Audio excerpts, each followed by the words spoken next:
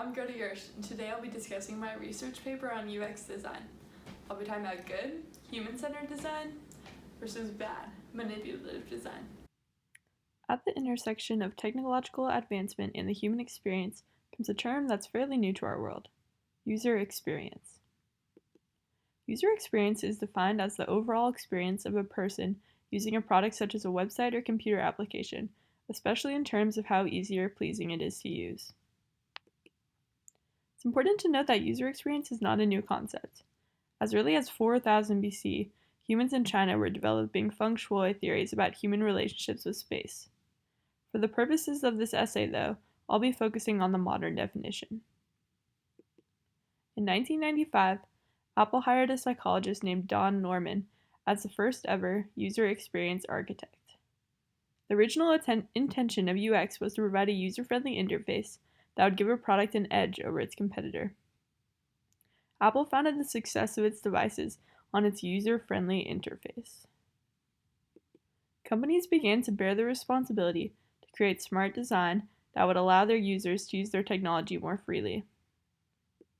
But what happens when technology subliminally encourages users to take a desired route through this so-called user experience?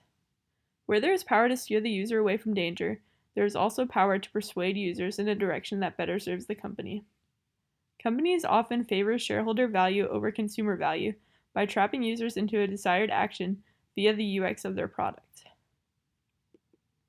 Often, it is in the language of a user experience that is manipulative.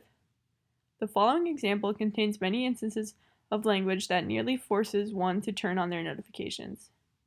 Instead of asking, "Turn on notifications for this application," it phrases the message as a command: "Please turn on notifications." This makes the action seem like something that the user should do, even though the action is entirely at the volition of the user. The options to reply to this pop-up are either "OK" or "Not now." This pop-up doesn't give you an option to decline the request.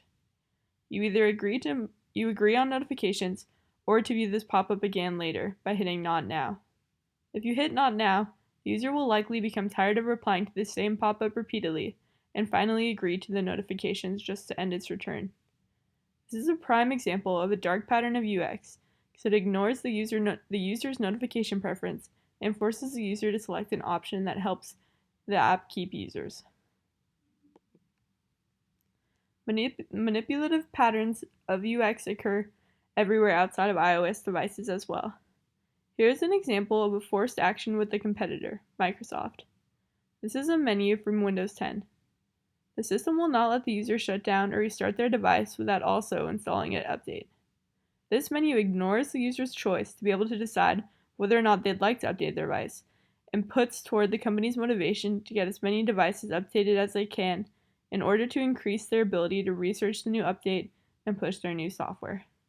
Once again, the company's shareholders are put above the company's users. Another very common forced action is a hidden checkbox. In this example, the user is forced to join a mailing list by checking out. However, the user would have to click "More info" to even reveal the checkbox that has been pre-selected. In this example, the action is entirely forced because it is more than likely the user will not even click to be aware of the checkbox. The choice of the user is entirely eliminated, trying to trick the user into receiving promotional content from the company. The more users on the company's mailing list, the more likely they are to sell their product. Thus, it's entirely self-serving to the shareholder, not the user. In the three examples mentioned above, the action the user is forced to take is fairly inconsequential. Joining a mailing list, agreeing to notifications, and updating one's devices are not detrimental for a user, and those actions can mostly be undone. However, the importance in these examples is not about the action, but about the persuasive design that lands the user there. Anything could have been written next to that checkbox, and the result would have been the same. And that is where the danger lies. As users continually fall susceptible to the traps companies set now, they gain confidence and set larger traps. There has been disaster as a result of user experience design many times in the past, on accident. The 3 Mile Island disaster occurred because the user experience of the device made an action seem like it was complete, but the action had just begun processing. That resulted in the meltdown of a nuclear reactor, creating the worst accident in U.S. nuclear power plant history.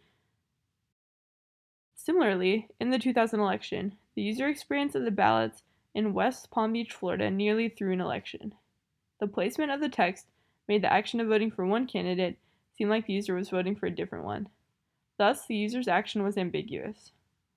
While these examples were purely accidental, they reveal the power that UX can hold. These large-scale errors were the result of poorly designed user experience and the human errors that resulted from it. But with what companies have control of, in terms of persuasion through user experience, imagine what large-scale disaster could occur from one designer's ill will. Who's to say an election can't be thrown on purpose? There is much evidence to support the hypothesis that Russian Facebook advertisements interfered with the 2016 presidential election. These manipulative patterns are on the brink of having lasting effects on the lives of all users. It's not entirely hopeless, though, as many modern companies champion human-centered design. Spotify, Airbnb, and Venmo all focus on greater convenience and access for their users, whether it be music, lodging, or money transfer. Companies with responsible websites also can help the user out. This PayPal sitemap is very clear and makes navigation through the site simple and painless for the user. Similarly, this Instacart website has large and simple images to help the visually impaired make the correct selections without a hassle.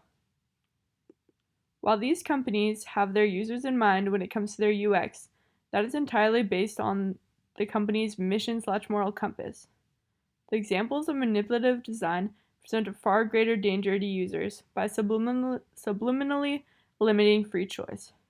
There needs to be legislation that bans manipulative design, bringing choice back to the user and eliminating the threat of disaster that lies on the horizon.